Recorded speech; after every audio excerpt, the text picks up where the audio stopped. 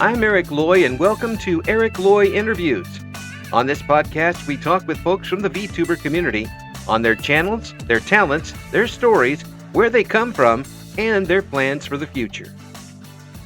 Azorokazu joins me. Hi. Hi. Hey. Thanks for having me. Thank you so much for coming on. Please introduce yourself to everybody.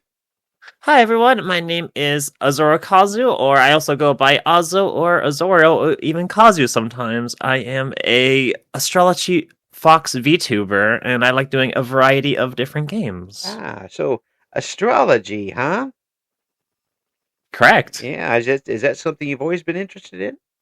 It's been something that I've more recently been getting myself into. I had a opportunity in college to take astrology, and then unfortunately the class was full, so I ended up going into Greek mythology instead. But right now I'm still looking at getting a bunch of different astrology books to get myself more knowledge into that topic. So you kind of get to educate yourself as far as that goes. Exactly. Yeah, home astrology schooling. Yeah, it's so what kind of brings you to that? Is it just the mysticism of it all? Personally, I think there's something just calming and beautiful about like starry night skies, the night sky, the stars, the space beyond. I think there's always something like the wonder of what's beyond. Yeah. For me is almost what kind of intrigued me into it. Yeah. For a fun fact, my model was actually what's called an adoptable. It was made by the same person who made my first VTuber model. I've shifted around different models here and there, and it was the model I'm using right now. Yeah. And that kind of, I already had a deep interest into pursuing astrology as a research, and then that kind of solidified it more when I decided that I'm going to brand my channel around astrology. Yeah, it is. Everybody knows what astrology is if they don't, even if they're not, waist deep or deeper into it anyway. But I heard that people keep trying to change it up after all these years. That doesn't seem to make a lot of sense to me. To change up something that's kind of like, been going on for millions and billions of years. I think it's really interesting about when people do kind of change, not only they try to change it for a fact, but they kind of change and shape the stories into a version they can tell. Yeah. I think that is interesting on its own. Yeah, well, kind of different interpretations of the same thing. Exactly. Yeah. That's what I learned a lot through Greek mythology as well, is that there's, no matter how many years go by, there's always going to be small twists into the stories, and it's kind of like that. Yeah. It's kind of how the person interprets it, and it's really interesting. Now, Greek mythology, are you one of those folks who, if I accidentally called an ancient god by a Roman name, you'll get mad? No, not at all, not at all. No, it's Heracles, not Hercules, for crying out loud. Oh, I was flagged when I was studying Greek mythology. I was trying to. My friends were the one who were, even though my friends weren't in the Greek mythology program, they were kind of like, "Hey, by the way, it's like this," and I go, "Oh no, I messed it up. I feel so bad now." Especially if you're like in class and you mention something, and then everybody just kind of looks at you. Gives you that kind of fisheye look. Exactly. No, I've watched too much Xena. I did it wrong. What brought you to the Greek mythology as opposed to other types of mythology? Well, the funny thing is that when I very first kind of got into Greek mythology was because it was 4 years ago. I had a friend who was in the same college I just got out of, and they had to do a Greek mythology assignment, and they didn't really want to do it. And I was like, "Hey, give me the paper. I want to do it. I've been dying to do homework." And I just did it for fun. And I had a whole like 4-page report written out about Gaia, and I submitted it into them. I was like, "Hey, this is the paper," and they go, "That looks really good," and they were really impressed with it. And only I found out that they were 4 weeks late on the report anyways. Oh, But I was like, I just want to do it for fun anyways. yeah, yeah. So their grade wasn't going to be an A no matter what. Exactly. Yeah. But it was one of those moments where it's just like, I just want to do homework. I haven't been in school for almost 4 years at that point, and I'm like, I want to do something school related. I want to do something. I want to do something Where so badly. where were you And when then I was in college? sorry. Where were you when I was in college? You want to do some homework here? Actually, I know where you were. You weren't even an embryo yet. It's that long ago. You were atoms that were scattered at that point. Um, the the lure of that must have been pretty strong after you did that to get to dive into it head first. Exactly. And then the moment that when I went to college again, I went to college in two different instances, and the more recent time is the time I went again. Um, Is the time that I really got into it, and I was so focused into it. It was mostly an online class, hmm so I was really able to take my time with it, learn the things, and submit my essays in. Oh, cool. Now, if you had a have you had a chance to go over and study some of the sites, would you do it? Oh, absolutely. Now, it just they're everywhere, and they're I would love to see something like that just in person, just to see the incredible stuff that they were able to do back then to put it together, and for people to have that much of a um, commitment to the Greek gods to do something like that with what they had was should have been would have been really amazing. Exactly. For me, I would love to go see so many sites. Mm. For me, it's a matter of time and money. Yeah, yeah, it kind of all comes together for Exactly. that sort of thing. But for the time being, I'm pretty happy to being where I am right now and having my time to stream and Yep. edit and all those kinds of things. Yeah. When did you start with the VTuber thing and your model? So this is my newest model right now is the Astrology Fox. Mhm. I started that one actually only back in January of this year. Oh wow. So it was my rebrand. It was my special rebrand. Yeah. I had started VTubing back in I want to say almost 2021 or 22, where I got my first VTube model, and that was during a point of when I was streaming that I kind of was a little inconsistent because there was a lot of things going on. I had a new job. Right. There was just a lot of uh, stuff in my life getting in the way. Yeah. So I wasn't fully active as I used to be. I actually started streaming back in 2016. Well, So and then I had a really consistent schedule back then. It was me basically trying to get through all of my homework so that I could stream for 6 or 8 hours you now for 6 days a week. you didn't have a loss of quality in the homework, did you? No, no, not at all. I passed. I graduated, so we're good. I didn't fail any classes. This is I the came I what you came what you close, but what you're saying is that the statute of limitations has expired. exactly. I got through it. That's all you need to know. Okay. Exactly. But no, I decided I wanted to rebrand. I based my first V2 model around one of my first OCs, and I kind of wanted to branch away from that. I kind of wanted to find something new to explore. I wanted a change to my channel. I wanted to Right. keep improving the quality I had brought to my channel and the content to my viewers, but I wanted a new touch on it. Right. Right. So that's when I finally decided, oh, I really want to pursue this Astrology Fox OC that I adopted. Yeah. And I've been so much happier streaming. It feels like I'm back when I first started streaming, and I'm having so much fun. Yeah. Is it a question of having something new, or is it a question of having a avatar that is more you? I think it's a bit of both. I think it's nice that it's almost a new me. It's same but old me, Mm. and I can kind of add. I feel like myself really when I get to stream, and VTubing has been honestly a lot of fun. I met a lot of really cool people.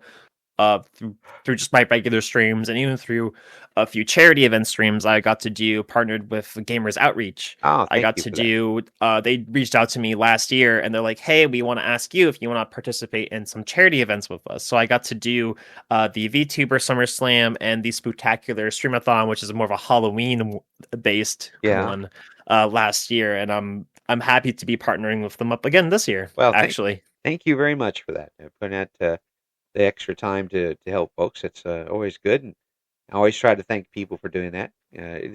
It's having the feeling of being able to do something you enjoy, and then having it, be a part of helping other people. And that's something that's very unique to this particular media. Exactly.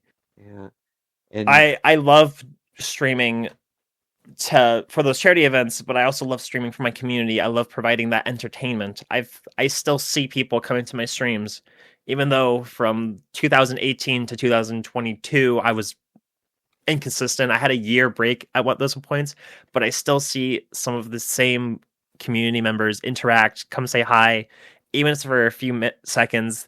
That means the utmost world to me to know that my community is some of the best people I've come to know well, yeah, and through my and time in streaming. and you realize that they're coming back for you.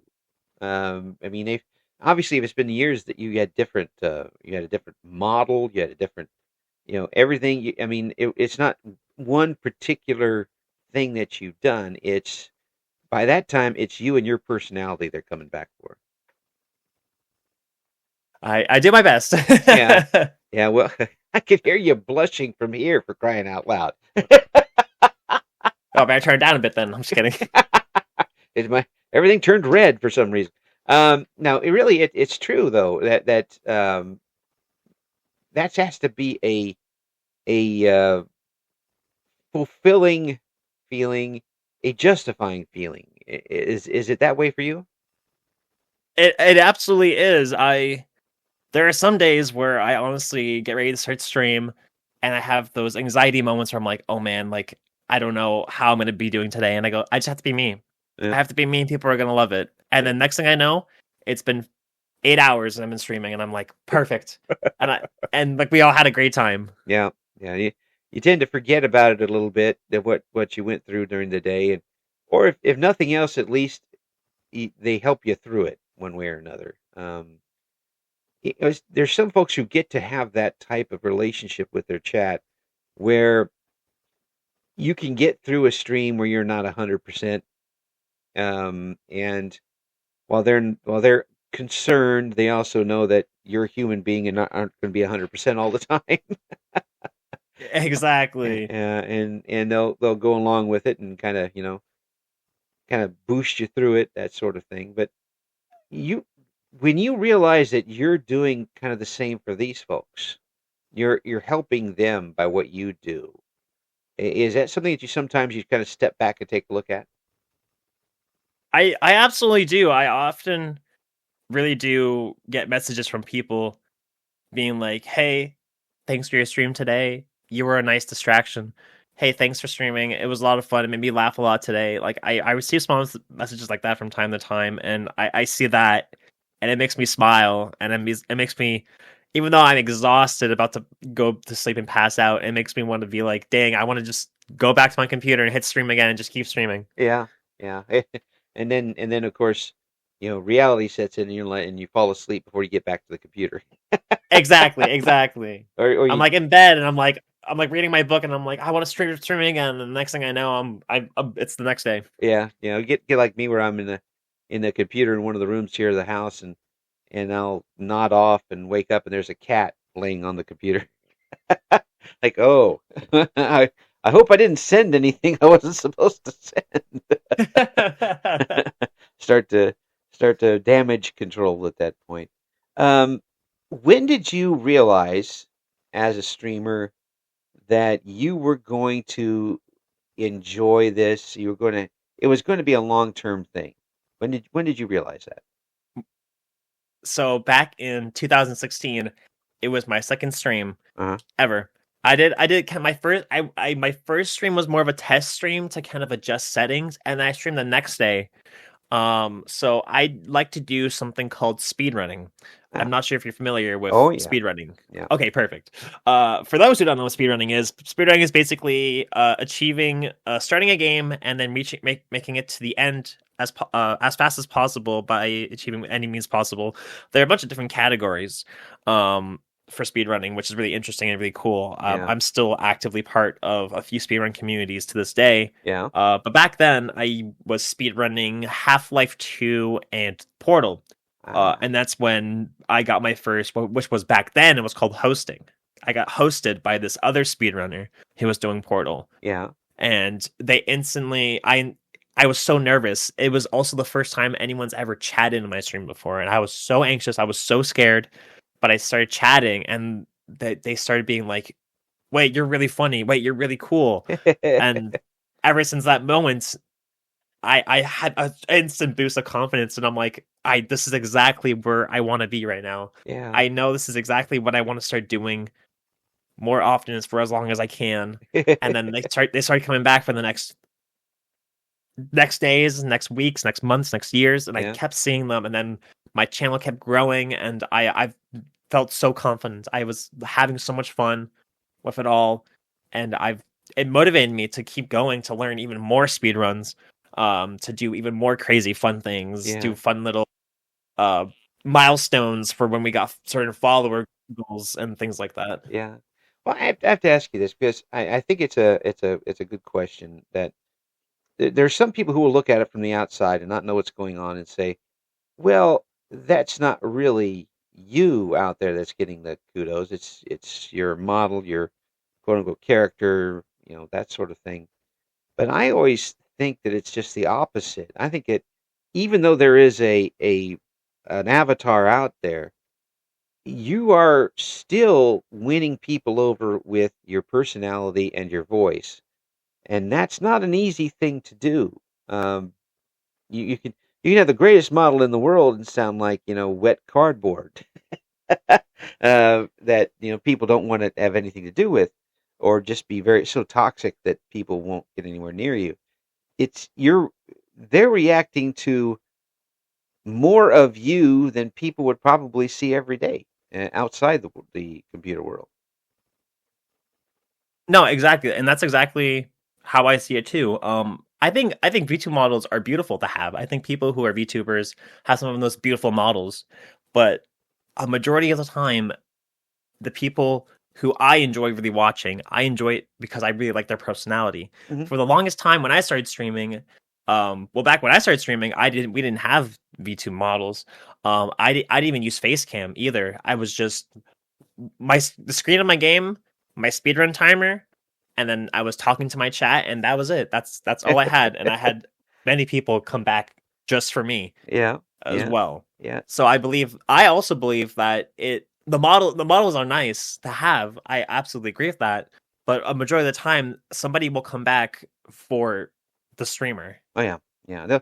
They're the ones that'll come back if you're playing a different game, if you're doing a little bit of a different stream. They may not stay the whole time, but they'll at least come back and see what's going on, maybe just to stop in to say hello. Or as you talked about, people who come back after a while and just check in and see how you're doing. Um, and you say that means a lot to you, but yeah, means that you've made a connection on a much deeper level than you normally would just talking to somebody in a chat, so to speak. Exactly. Yeah. And have you found it easy in person to do that sort of social interaction? I do actually. Maybe not a few years ago, Mm-hmm. back before 2020 Mm-hmm. roughly, but after I got more into a customer service job back in 2021, I really started finding it easy to make connections with people. Maybe not when I first started working, but after I kind of learned that, hey, wait, I can be myself at this job. I was really just cracking jokes all the time. That's my thing. That how I hook connections with customers. I'll Yep. always crack a joke Yep. Yeah.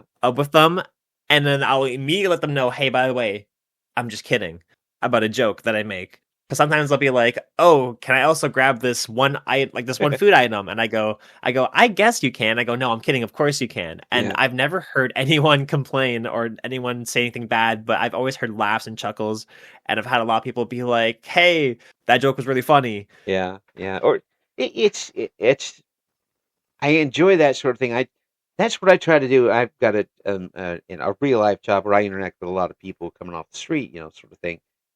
And that type of disarming can head off a lot of things.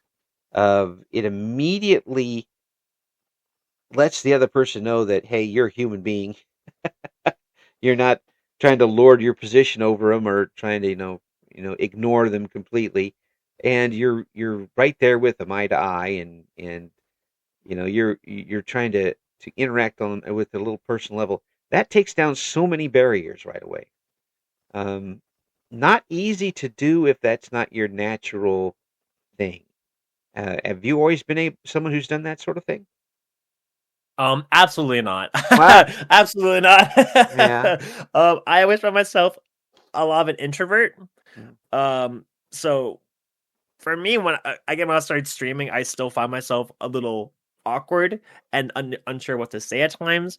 But it was just kind of testing the waters and cracking jokes, Yeah. and it worked. Yeah. And that's kind of something that I found works as well when I'm providing customer service as well. Um, it's just kind of gauging their reactions almost, and kind of being like, "Hey, I could make a joke here." Or I'm like, hey, they would appreciate this conversation more, and like kind of gauging it. And I really feel like streaming and working has really helped me get out of my introvert shell Yeah. in that Yeah. sense. That's good. I mean, again, now that you're affecting other people's lives, you're affecting your own too. Exactly. Yeah. It's a win-win. Yeah, it's a win-win all the way around. And it's not like affecting to where you're playing gotcha games online and you throw away all your money gambling. That's not exactly always the best thing to do. Yeah, no, I had to stop playing those. That was bad for my credit card. Yeah, and probably your mind too. After a while. App that even more, but then sometimes I'm like, maybe my credit card was affected a bit more than my mind. Yes, yes. Well, I don't have to worry about things like credit cards. They don't tend to give it to you if your credit score isn't in double digits. Pause. Um, it got up to 9 the other day, but now it's back down to 7. It's really tough to keep that up these days. Oh The yeah, absolutely. Yeah, I said somebody broke into my bank account and their credit score went down. It tells you how bad it is at this point. Oh wow. Yeah, mine went up. That's when I got up to 9. Like somebody actually wanted your money. Then of course they realized I didn't have any and went back down again. The the that sort of I mean, you mentioned yourself being an introvert. It's it's not really extroverted behavior, I would say. It's just more of a coping tool sometimes. Um, where it's so disarming. I mean, if you go into a restaurant and somebody immediately comments on, "Hey, I like your hat or your shoes, your shirt or something like that," and you're like, "Oh well, okay," and you connect with that person personally, and in just a little bit, and that changes the entire atmosphere, don't you think? I absolutely agree. Like there have been so many times where I've gone out to malls and other stores, Yeah, and I've walked into a store, and and the worker there was like, "Hey, are you looking for anything? Do you need anything?" And I go, "No, I'm good." And like I kind of like would have this quick conversation with them, and then I would have the worker walk back up to me and say, "Hey, I really liked your vibe," and I'm like, "Oh, thanks." And I was just like, "Oh, I made a difference today somehow." hmm oh yeah, absolutely. That's that little thing might keep 'em- because everybody's had those types of days where everything just goes wrong, but that one little thing somebody says is like, "Oh, okay," and maybe wasn't a total waste of day, that sort of thing. We have folks coming in all the time, and people think I'm BSing when I do this, but I'm not because at this age, 60, I sometimes look like I'm in my 80s when I'm up there, or feel like it anyway. And I get people who come in and they're like 62, and or they say they're 62 and they look like they're 42. And the first thing I do is say, "You're lying." like don't you be lying to me about your age. We're not getting into a bar here. We'll serve you no matter what, but you don't have to tell me you're 20 years older than you are. And you ought to see the blush go up, and they're like, "Oh well, how it, it but really it's just that interaction, that personal type of thing that makes a big difference. And if you're able to do that, whether it's online or in person, that takes a lot of um, conflict away immediately, doesn't it? Hmm. Yeah, I you agree. yeah, and be able to do that online because now not only are you doing it for one person, but you're doing it for several people at a time. Um, does that make a difference for you when you've got more people than you usually do in chat? That hmm. Sorry, could you repeat that question? Yeah, Sorry. if you have a stream where you have more people than you usually do in a normal chat, does it make it a little bit different for you streaming? Do you notice that sort of thing? I don't know if I notice it, but I definitely don't let it affect me. Yeah, If I have one person chatting, four people chatting, five people chatting, 10 people chatting, I still do my best to make it the same good experience for everyone hmm that I would no matter what the number may be. I yeah, want to keep providing my quality the same no matter what level of people are interacting in my chat with. yeah, I want to make sure that I can show people, hey, no matter what, I'm going to provide that quality, even if people decide to lurk. yeah, I'm yeah, going to keep pushing for that yeah, quality that people can keep enjoying yeah, that. And they could just sit back and relax if they want to. yeah. Well, I think that is the mark of somebody who enjoys VTubers as an audience person too. And you've been on the other side where maybe you'll sit and have somebody on and not necessarily interact with them, but have them on for an hour in the background while you do things. I'm guessing that you've done that before. Oh, absolutely. Whenever I'm editing or playing another game, I'll usually have a streamer just up on the side. Yeah, And when I can, between my edits or between my matches and my games, I'll just send a quick message. yeah, yeah, yeah. And by that, by you appreciating it from the other side, you appreciate it as a content creator too. Exactly. Yeah, I from a side where I have lurked in many streams, I appreciate being able to just sit back and relax and watching a streamer. yeah, yeah. One of us. Type One of us, one of us, exactly. So when you are on stream, what am I generally going to see from you? So as I mentioned before, I am heavy into speedrunning. Right. My goal is to get back into a lot of the old speedruns I used to know.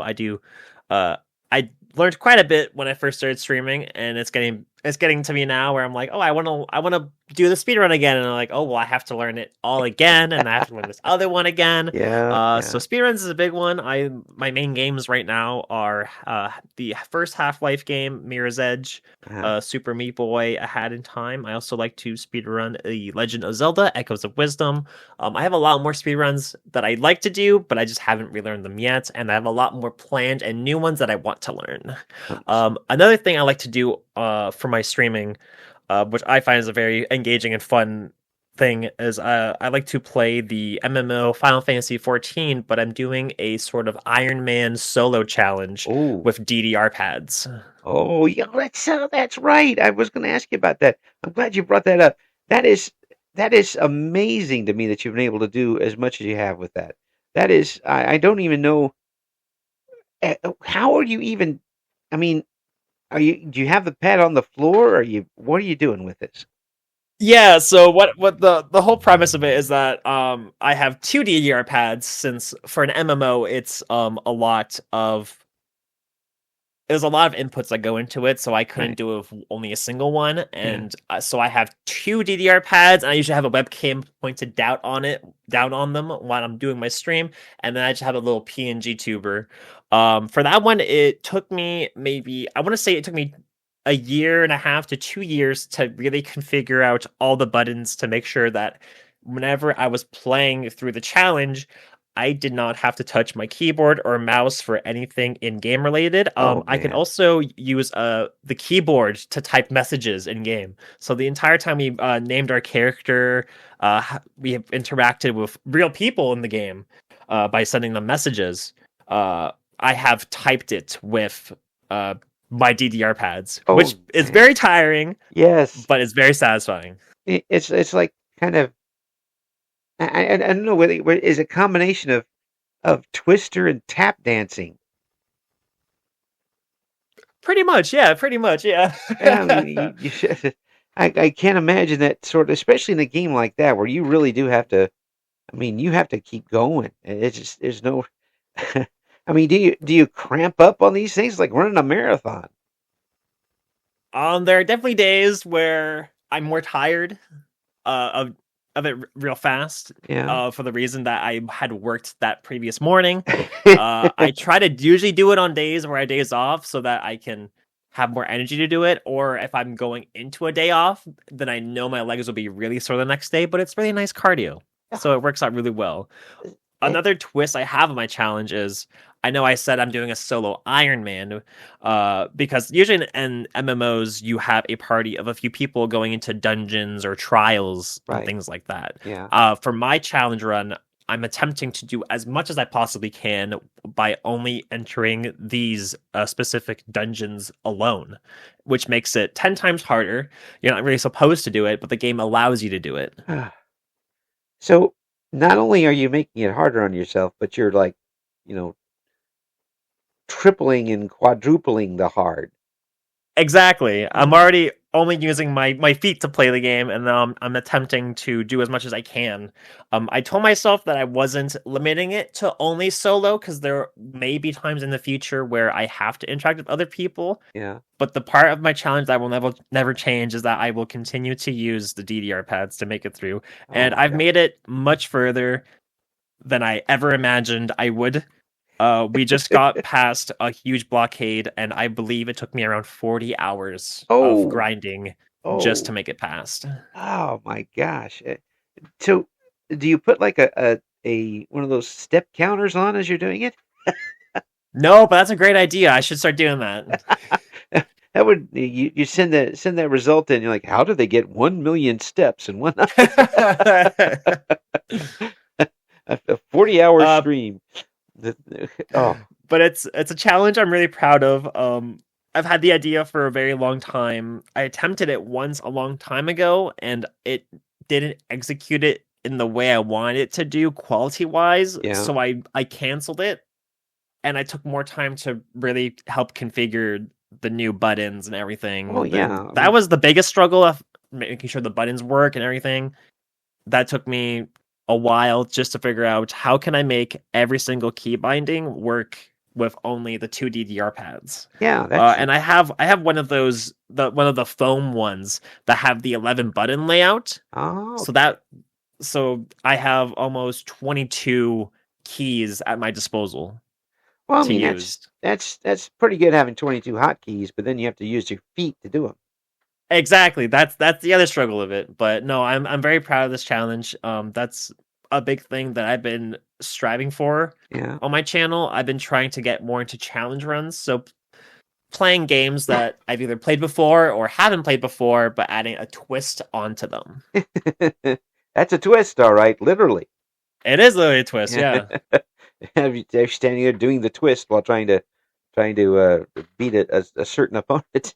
That, Exactly. I that haven't fallen over yet for the DDR pad, so oh, let's hope it's not anytime soon. the amount of work to set that up, and even after you tried it before, I imagine you're like, oh, I'm going to need to do something more than this after. No, exactly. It was Yeah. a lot of I don't have them anymore, but I had physical papers where I during my work breaks I would write down like key combinations like okay the the far right button would do this and then it ended up not working. There have been actually several times through my challenge where I have swapped some buttons around Oh, via the in-game menu. oh wow. That's tough to do and remember as you go along.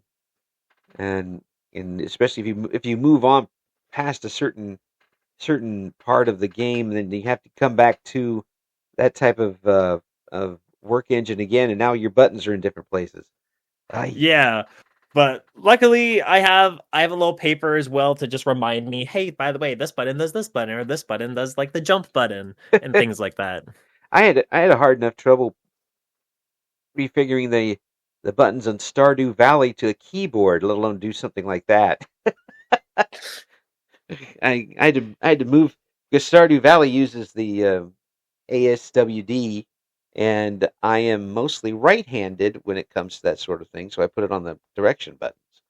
Um, Mm. and I'm switch-handed, so it doesn't help anything really. Uh, I do some things left-handed, some things right-handed. So um, I use that as an excuse to not be good at games. Um, and people will say, "Yeah, sure," and realize that I'm just not very good at these games. It doesn't My oh sorry. no, it doesn't smoke anybody but me. The what I usually tell people when I do something in a game and I wasn't meant to do that, I say I meant to do that. Yes, take the the cat's way out. I meant to do that and walk away. I meant to do that. Yes. So I'm providing the entertainment early, that's all. that's right. That's right. This is the slapstick part of the stream. With the speed runs, are you the type of speedrunner who will use glitches or won't use glitches? So I am the type of speedrunner who likes to find speedruns based on a few factors, actually. I'm very picky when it comes to my speedruns. I like finding speedruns that are a mid-range of around 40 minutes to an hour. Yeah. I don't mind doing longer than that, but that was when I started speedrunning. That was my limit of like speedruns I liked doing and showcasing. My biggest thing was I also liked finding a speedrun with cool glitches. I do like using glitches for speedruns. Uh-huh. The only speedrun that I never used glitches in was the Zelda Echoes of Wisdom Hmm. or the Portal game. I actually did a Portal glitchless run. Yeah. But I do enjoy the glitches because they are really cool and interesting to watch. One of my biggest things is I also like explaining glitches. One of Ah. my favorite glitches to explain is in Half-Life. There is a door, and we call it the infinite health door glitch. Mm. And for some reason, the programmer of the door, instead of making it deal 1 damage, it does the opposite. So if you wedge yourself in the door as it opens, it starts healing you beyond the normal health value, and you Oh, basically get infinite health. there And you that's one of go. my favorite glitches to explain and show off Yeah. because you're basically invincible for the rest of the run. Yeah. Well, that helps out quite a bit. It's it, do you get to the point with those though that if you mess up something early, you just have to start over again? If it's an early enough mistake, a lot of times when I do Half Life, I'll do a movement mistake 10 seconds in. Yeah. I'll just reset the run. Yeah. But if I'm around halfway through my run, and if I'm not currently grinding for a new personal best time, Yeah. I'll usually just finish the run. Yeah. I'll usually just take it as a practice opportunity. Yeah. Yeah. I would think that would be fun for me to the point where I would be so frustrated I'd just start throwing things. Um, I've definitely been there when I used to run Dark Souls. yeah. That was my phase where I would get frustrated Yeah. a bit more than I want to admit, but we still made it through. Yeah. Yeah. What is a game that you've speed run that is that you tried speed running before and didn't quite enjoy it? I would say I got into a horror game called Soma Uh-huh. for a speed run. I liked watching people play it, and then when I started running it, I didn't find it as amusing Mm. as I thought I would. It was one of those games where you're walking a lot, and even through glitches, you're still walking a lot through the map Yeah. and having to.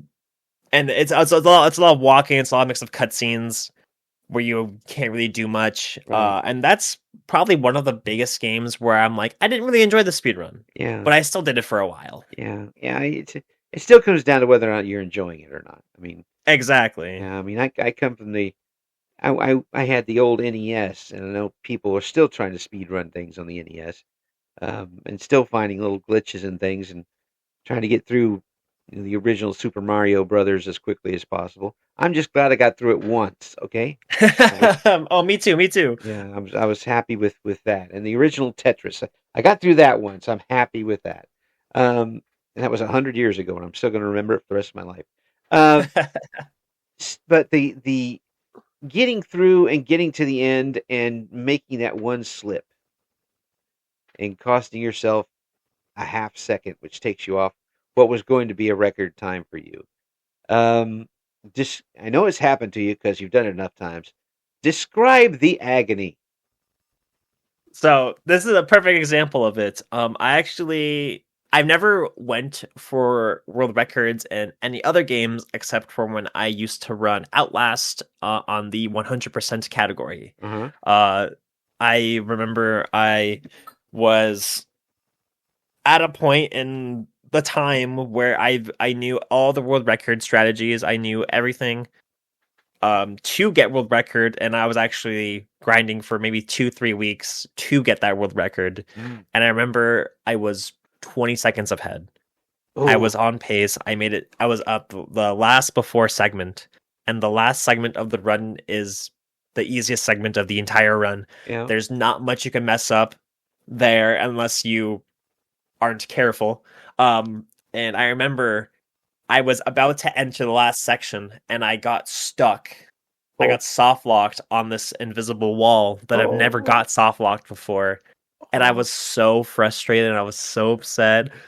I stopped my stream shortly after that because I was so mad. oh my And then I God. think after that, it was 2-3 weeks of 6, 7, 8, 9 hour streams that I was like, I can't do this anymore, and I Yeah, had to take a break. And then by that point was kind of when I started taking more and more breaks when I first went to college as well, and that's when I fell off streaming. And then when I came back a few years later, people blew up the leaderboards. Uh, they found a bunch of new strategies. They found a bunch of new techs to save yeah, time. And at that point, I was like, I didn't really want to grind back up to get the world record again. yeah. But it was frustrating that I was so close to it. It was very very close. So far, yet so close. Oh, that's gotta be terrible. Yeah, and yeah, and people have got that sort of thing in their lives. Someplace. I had for crying out loud, I went bowling one time, and started off with 5 straight strikes, which never happens. The sixth ball I rolled was a 9, leaving the 10 pin, and everybody scattered at that point. And I finished with a 199. It not 200, 199. I'm like, oh, just by just one more pin. Or if you're you know doing a crossword and you're down to the one word that you can't get, no matter what you do. I mean, all of that stuff just is so irritating, and it's tough to look back on the progress that you made up to that point when the chance was there, and now the chance is gone, and The then you chance was there, yeah. and then you remember For that for the rest of your life. Oh, I'm still thinking about it now. Yeah, But I'm glad. Honestly, I'm glad through it. Speedrunning is tough. yeah, But majority of the time when you're just starting out, you're competing against um a bunch of different runners who've been running the game for years and yeah, years and years and years. yeah, And at that point in stage, you're like, "Oh wow, it's going to take me years and years to get to that level." yeah, But for me, I was proud to attempt that grinding a world record. I knew I could do it, and I'm happy th- to say that. Sometimes I say it to myself, I'm like, "Hey, you were there.